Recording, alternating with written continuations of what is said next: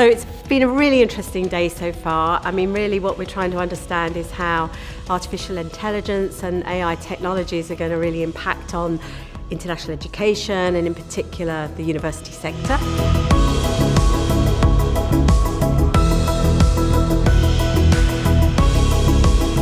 So it's a wonderful day to really get up to speed on what's happening at the cutting edge of AI in international education. A chance for us to increase our efficiencies and to personalize how we interact with our clients and our students.